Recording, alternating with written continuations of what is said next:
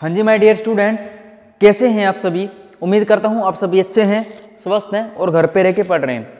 So my dear students, आज की जो हमारी क्लास है वो है स्पोकन की, यानी हमें इंग्लिश बोलना सीखना है। क्या सीखना है बेटा? हमें इंग्लिश बोलना सीखना है कि आखिरकार हम लोग इंग्लिश बोलते कैसे हैं। पीडीएफ डाउनलोड हो रही है इतने। ये हमारी द हिंदू की लास्ट वाली क्लास है। काफ़ी बड़ी पीडीएफ है मेरे ख्याल से। चलो होने दो इसको। तो आप पिछली क्लासेस को रिवाइज करते रहो, टेंस भी पढ़ते रहो, क्योंकि आपके स्पोकन और कंपटीशन एग्जाम दोनों में काम आने वाली चीज़ें हैं और बाकी सारी क्लासेस भी आपके लिए इंपॉर्टेंट रहने वाली है। So please time to time वो सारे के सारे काम आप लोग करते रहें। ठीक है भाई। ये भी काफ़ी टाइम ले रही है भाई। चलो हो जाएगी, कोई बात नहीं।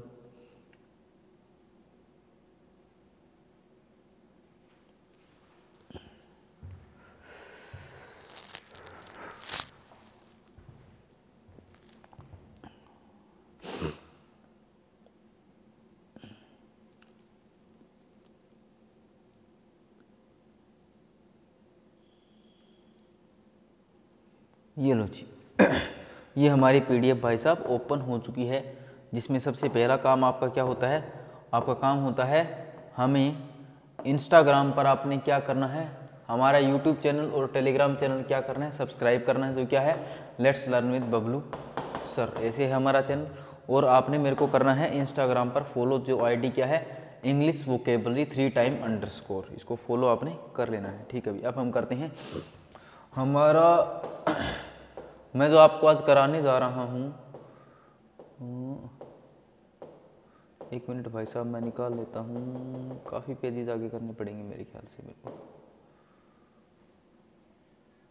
क्वेश्चन टैग्स के आ गए।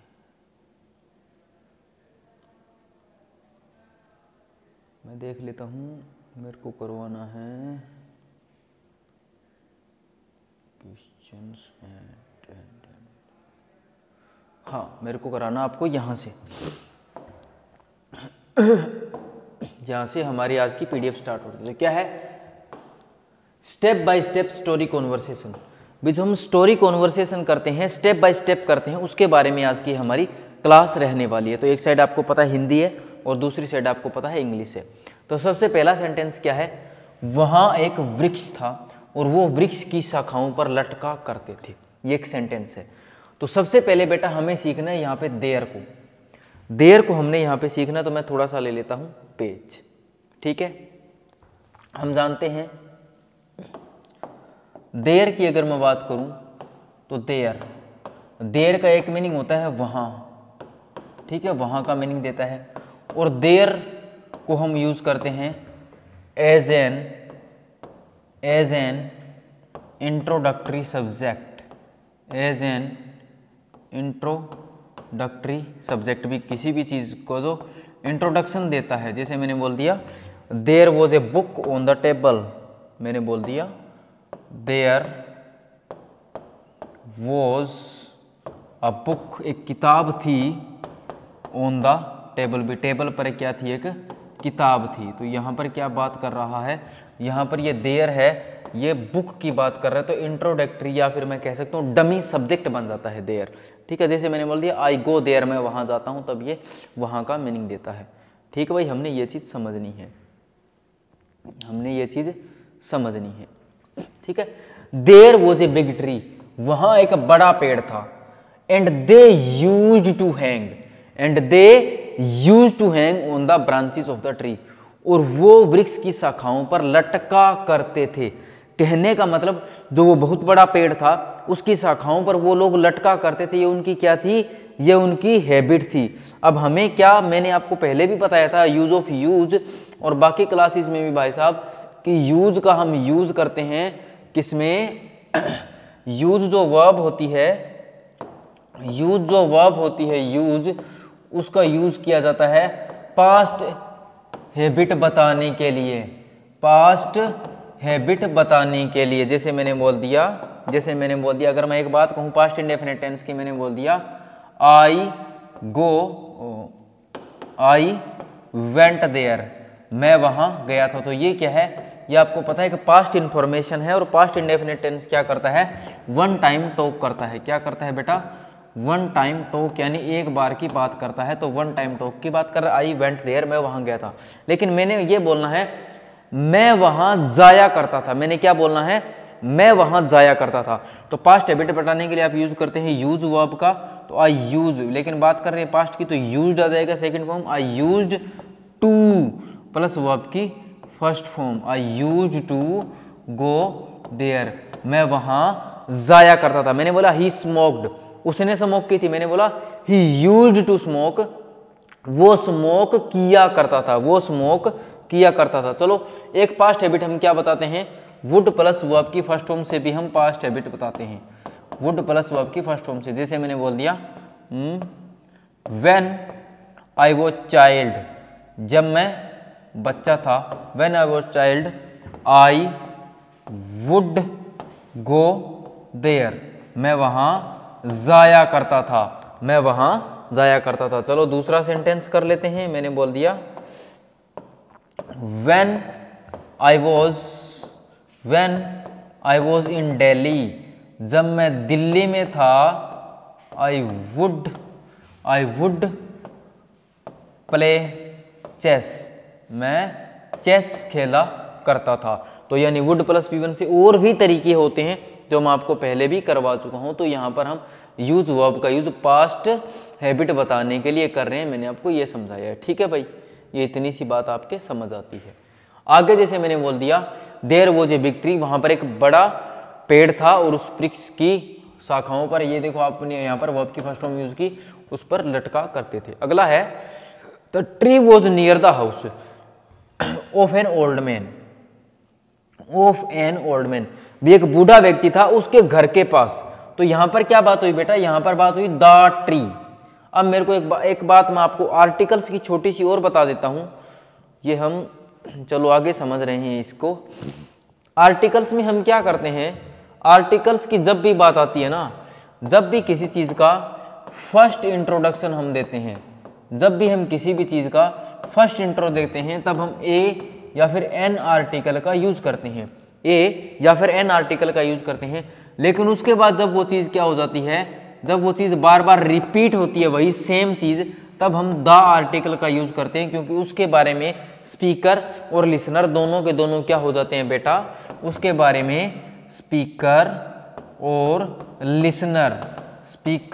लिसनर क्या हो जाते हैं, नोन हो जाते हैं, एक दूसरे को जानने लग जाते हैं। मैंने बोल दिया देयर वॉज अ विलेज, एक गांव था, एन ओल्ड मैन, एक बूढ़ा आदमी, an old man lived in the village, एक बूढ़ा आदमी उस गांव में रहता था, या दैट विलेज कह सकता हूं मैं, तो उसी गांव में। तो उसी गांव की अगर मैं बात कर रहा हूं तो मेरे को द विलेज लगाना पड़ेगा। मैंने क्या बताया, जब किसी चीज का फर्स्ट इंट्रोडक्शन देते हैं तो ए या एन आर्टिकल का यूज करते हैं, बट अगर कोई चीज को दोबारा से रिपीट करते हैं उसी चीज को, तो द आर्टिकल का यूज करते हैं, क्योंकि स्पीकर और लिसनर उस चीज के लिए नोन हो जाते हैं, स्पीकर और लिसनर उस चीज के लिए नोन हो जाते हैं। ये चीज थी हमारी भाई, ठीक है ना। तो द ट्री, उसी ट्री के बारे में बात हो रही है। The tree was near the house, किसके हाउस, अब द हाउस यहाँ पे क्यों आया, क्योंकि ओल्ड मैन आगे हमने हाउस को, घर किसका भी, एन ओल्ड मैन, बूढ़े आदमी का, ठीक है ना। ही यूज टू गेट डिस्टर्ब्ड, और वो डिस्टर्ब हुआ करता था या परेशान हुआ करता था, भाई ये भी उसकी डेली हैबिट, डेली आदत हो गई थी उनसे परेशान होना। To get disturb by them, उनसे वो इंसान परेशान हुआ करता था, ठीक।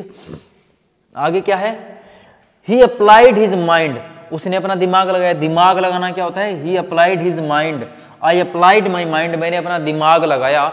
एंड वन डे, और उसने एक दिन क्या किया, ही कॉल्ड ऑल देम, और उन सबको क्या किया, उनसे कुछ कहने के लिए बुलाया। टू से समथिंग, भी उसने अपना दिमाग लगाया, और ही अप्लाइड हिज माइंड अपने, and one day he called all, और उस दिन उसने एक दिन सबको बुलाया, all them to say something, उन्हें कुछ कहने के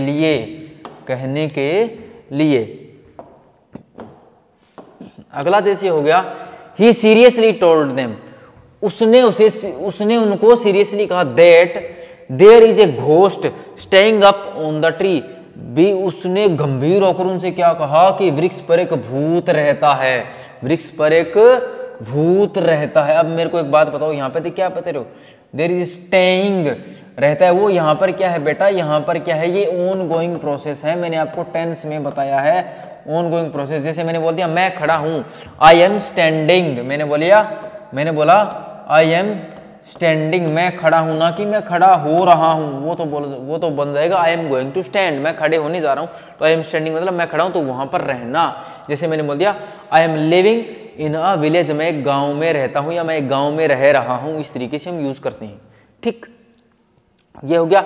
नेक्स्ट है he sometimes beats the children, और वह कभी कभी, समटाइम्स का मीनिंग होता है कभी कभी बच्चों को पीटता है। ये क्या हो गई, उसकी डेली हैबिट होगी, रूटीन हो गया। He sometimes, I sometimes go there, मैं वहां कभी कभी जाता हूं। आप यूज कर सकते हैं आई समटाइम्स प्ले क्रिकेट, मैं कभी कभी क्रिकेट खेलता हूं। He sometimes beat the children, वो कभी कभी बच्चों को मार देता है। और अगला क्या है, the boys got horrified, got horrified मतलब बच्चे डर गए।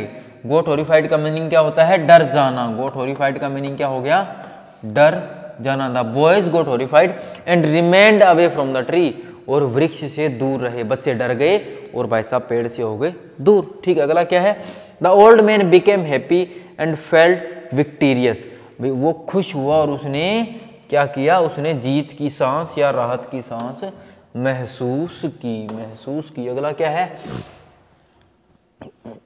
अगला अलग आ गया, इन दिनों बच्चों ने रणेंद्र नाथ को नहीं देखा। For these days, for these days का मीनिंग हो गया इन दिनों, इसका मीनिंग होता है भाई साहब इन दिनों, इन दिनों हो गया। Boys did not see Narendra नाथ, या नरेंद्र नाथ है, यहां पर ये नरेंद्र नाथ है, सही कर लेना। ठीक है, नरेंद्र नाथ है। इन दिनों I did not see my father, इन दिनों मैंने अपने पापा को नहीं देखा था। इस तरीके से हम कुछ यूज कर सकते हैं। Did not see for this days का इन दिनों में कर सकते हैं। तो क्या हो गया, for this days boys did not see Narendra Nath, इन दिनों में नहीं देखा था। They went to find him, वो उन्हें ढूंढने गए। कौन, वो बच्चे, चिल्ड्रन, वो बॉयज क्या थे, वो उन्हें ढूंढने गए। ठीक, अगला क्या है, हॉरिफाइड बॉयज, डरे हुए बच्चे, did not go near the tree, लेकिन डरे हुए बच्चे वृक्ष के पास नहीं गए। क्यों नहीं गए, क्योंकि बूढ़े व्यक्ति ने क्या कह दिया था कि वहां पर एक भूत रहता है और वो बच्चों को मार देता है। तो हॉरिफाइड बॉयज, डरे हुए लड़कियां, भी हॉरिफाइड यहाँ पर एडजेक्टिव बन गया, बॉयज में एक्स्ट्रा डिटेल ऐड कर रहा है, वो आपकी थर्ड फॉर्म मैंने बताया है, एडजेक्टिव भी बनती है। तो डरे हुए बच्चे वृक्ष के पास नहीं गए। अगला क्या है, फ्रॉम ए डिस्टेंस, कुछ दूरी से उन्होंने देखा, उन्होंने देखा, that A branch was shaking, shaking मतलब होता है हिलना। That A branch was shaking, भी एक शाखा है, वो क्या है, हिल रही थी। भी वो बच्चे उनके पास नहीं गए, पेड़ के पास नहीं गए, लेकिन वो डरे हुए थे। लेकिन फिर उन्होंने देखा कि एक ब्रांच हिल रही थी। दे कॉल्ड नरेन, उन्होंने पुकारा या उन्होंने बुलाया कि नरेन, जैसे भी था। ठीक, अगला है नरेंद्र नाथ रिप्लाइड, नरेंद्र नाथ ने रिप्लाई किया या जवाब दिया, यस आई एम हेयर, हाँ मैं यहाँ हूँ, कम हेयर, यहाँ आओ। अगला क्या है, बच्चों ने जवाब दिया, boys replied there stays a ghost, वहां एक भूत रहता है। He breaks the neck of boys, और वो बच्चों की मुंडी तोड़ देता है, यानी गर्दन तोड़ देता है। Are you not afraid of him, क्या तुम मुझसे नहीं डरते हो, क्या तुम मुझसे नहीं डरते हो। अगला क्या है, नरेन रिप्लाइड, नरेन ने रिप्लाई किया, I have been coming here along for these, Naren, मैं यहाँ इन दिनों आता रहा हूँ, देखो मुझे कुछ नहीं हुआ। उसने कहा कि भाई साहब मैं तो यहाँ पर आता रहता हूँ, लेकिन मुझे कुछ नहीं हुआ। अगला सेंटेंस, एट द एज, इस उम्र में, स्वामी जी टोट द बॉयज, स्वामी जी ने बच्चों को सिखाया था, believe only when you see और एक्सपीरियंस, वे विश्वास तभी करना चाहिए। अब ये देखो एक फ्रेज है, believe only when you see और एक्सपीरियंस, विश्वास तभी करो जब तुम उसे देखो या फिर अनुभव करो। यानी कोई भी बात पर विश्वास आप कब करोगे, जब या तो आप उस चीज का एक्सपीरियंस लो या फिर आप उस चीज को देखो। ये बात स्वामी जी ने उन लड़कों को कही थी। He had faith in God, भी उसकी भगवान में क्या थी, आस्था थी। He had faith in God, he wanted to believe everything, वो सब चीजों पर विश्वास करना चाहता था, इधर और ऑन सीइंग और एक्सपीरियंसिंग द थिंग्स, वो उन सब चीजों को देखकर उन पे विश्वास करना चाहते थे। अगला सेंटेंस, देयरफॉर, इसलिए, ही वांटेड टू रियलाइज, और वो रियलाइज करना चाहते थे, जानना चाहते थे, गॉड और भगवान को जानना चाहते थे, एंड हैड अर्नेस्ट डिजायर और तीव्र इच्छा। अर्नेस्ट डिजायर क्या होती है बेटा? तीव्र इच्छा to meet a man who had seen God and guide him to meet God, कि वो एक ऐसे इंसान से मिले जो भगवान से मिला हो और भगवान के प्रति उन्हें गाइड करे, अच्छी सलाह दे और भगवान से मिलने में उनका मार्गदर्शन करे। इस मीनिंग में हमने इस सेंटेंस को ले लिया। अगला sentence, that time the leader of the Brahmo Samaj, उस समय ब्रह्म समाज के नेता श्री रविंद्रनाथ टैगोर के बारे में अगर हम बात करें, who is the father of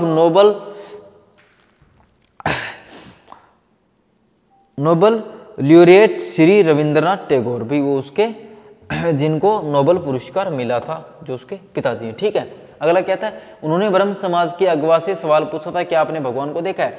he had asked the question, उन्होंने क्वेश्चन पूछा था। He had asked the question, ये देखो had asked past perfect, the question to the leader, leader से पूछा था ब्रह्मो समाज, सर क्या ब्रह्म समाज ने हैव यू सीन गॉड, क्या आपने भगवान को देखा है? क्या आपने भगवान को देखा है? अगला, no one had the straight answer, भी किसी के पास सीधा आंसर नहीं था this question.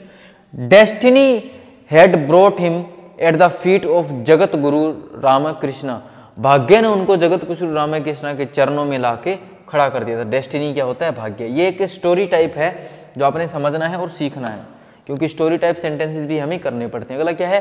He had asked the same question to him also, उन्होंने उनसे भी वही सवाल किया। उन्होंने क्या किया भाई? उस इंसान ने उनसे भी सेम सवाल किया।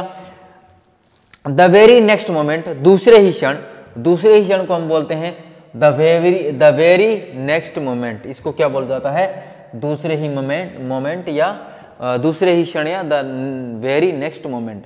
Ramakrishna ji replied with conviction, उन्होंने दृढ़ता, कन्विक्शन क्या होती है? दृढ़ता से जवाब दिया, yes I have seen God, हाँ मैंने भगवान को देखा, and clearer than I am seeing you, और उससे ज्यादा साफ मैं तो तुम्हें देख रहा हूं भाई साहब। ठीक है ना, उनकी नीयत पहचानने की कोशिश कर रहे थे। अगला, और उन्होंने कहा, फर्दर ही एडिड, इसके बाद उन्होंने कहा, but who wants to meet God, परंतु भगवान से मिलना कौन चाहता है? यह कोई अपनी इच्छा पूरी करना चाहता है।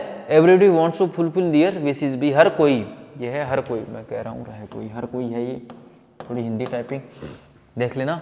हर कोई अपनी इच्छा पूर्ति करना चाहता है। भी ऐसा कौन है जो भगवान से मिलना चाहता हो और अपनी इच्छा पूर्ति करना चाहता हो? उसके बाद, पीपल शेड टीयर्स, भाई for their wifes children wealth property etc, लोग अपनी पत्नी बच्चे धन दौलत आदि के लिए आंसू बहाते हैं। भी शेड टीयर क्या होता है? आंसू बहाना। आंसू बहाते हैं किस लिए? बच्चे, पत्नी या धन, प्रॉपर्टी एक्सेट्रा के लिए, इन सब चीजों के लिए। Who cries for the vision of God, भाई भगवान को देखने के लिए कौन रोता है? हु क्राइज है ये, हु क्राइज, हु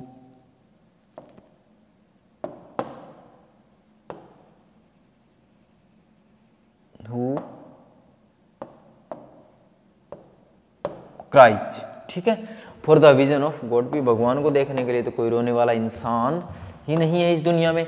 अगला सेंटेंस, यदि कोई सचमुच भगवान के लिए रोता है, उन्होंने बोला यदि कोई सचमुच भगवान के लिए रोता है तो वो उसे अवश्य देख सकता है।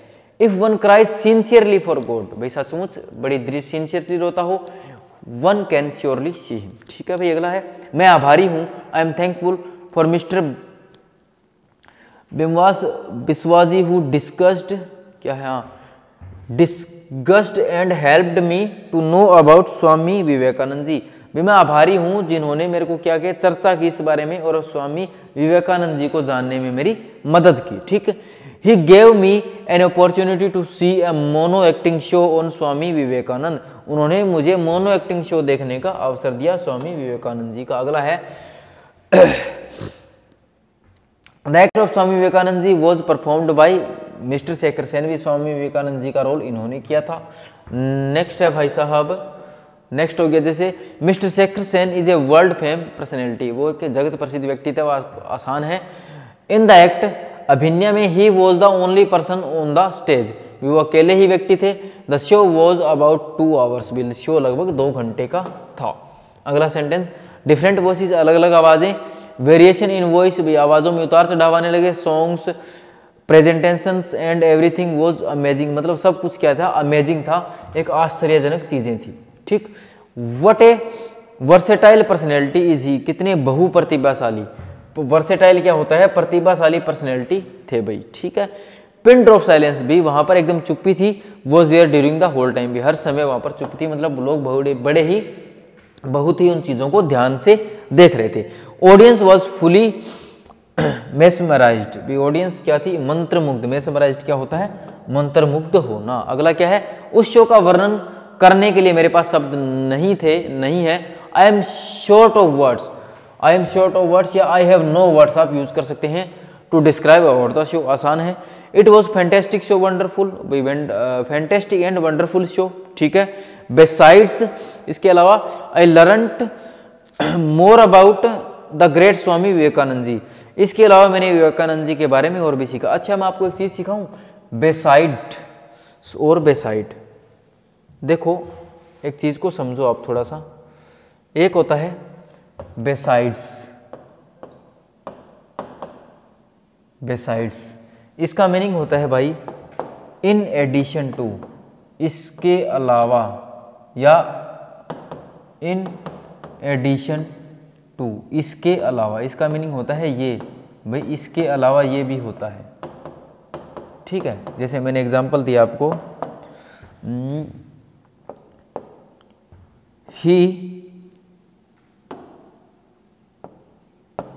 he gifted me a book besides some pens, उसने मुझे किताब गिफ्ट की और उसके अलावा कुछ पेन भी गिफ्ट किए, ये होता है बेसाइड। उसके बाद अगर मैं बात करूं, वो होता है बी प्लस साइड, नहीं बी बेसाइड, ये होता है बेसाइड, ये होता है बी प्लस साइड, यानी ये नियर का मीनिंग देता है। ये क्या देता है, नियर का मीनिंग देता है, पास का देता है। जैसे मैंने बोल दिया, यहां पर एग्जांपल मैंने लिख दिया, my house is beside the city hospital, मेरा घर सिटी हॉस्पिटल के पास है, मेरा घर सिटी हॉस्पिटल के पास है। तो ये बेसाइड्स और बेसाइड में डिफरेंस होता है, ये इन दोनों बातों में डिफरेंस होता है, ठीक है। हाँ जी, अगली बात अगर हम करें तो क्या हो गया, what Swami ji has worked, Swami ji ने जो काम किए थे, upon in short period is not possible even in many lives. अब ये वट को आपने समझना है, वट का मतलब हो गया यहाँ पर जो, यानी सब्जेक्ट बन रहा है, ठीक है ना। जो स्वामी जी ने जो समय काम किए थे, भाई वट के बारे में हमें नॉलेज नहीं है। अब मैं एक चीज़ चलो ये भी बता देता हूँ, वट और देट में एक छोटा सा डिफरेंस होता है भाई साहब। क्या होता है, वट और देट में डिफरेंस होता है। अब देट क्या होता है, देट का मीनिंग होता है हम चीज़ों के बारे में क्या है बेटा, हम चीज़ों के बारे में नोन है, और वट का मीनिंग हो गया हम चीज़ों के बारे में अननोन है, हमें पता नहीं है, अननोन है, हमें पता नहीं है। चलो एग्जाम्पल से समझाता हूँ, मैं तुम्हें एग्जाम्पल से समझाता हूँ। मैंने बोल दिया I want to bye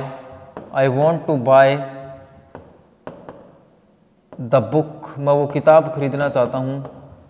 what